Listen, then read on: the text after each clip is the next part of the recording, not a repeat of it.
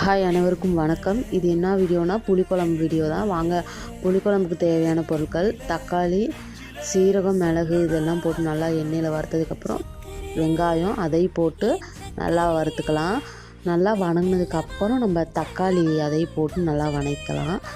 அதுக்கப்புறம் நம்ம புளிக்குழம்பு பொடி, கொஞ்சம் மிளகாய் பொடி, அப்புறம் கொஞ்சம் பெருங்காய பொடி, அப்புறம் மஞ்சள் பொடி இதெல்லாமே போட்டு இந்த மசாலா நல்லா வணக்கணும். எண்ணெயில் வணங்கினதுக்கப்புறம் அதை நல்லா ஆட்டி எடுத்துக்கலாம்.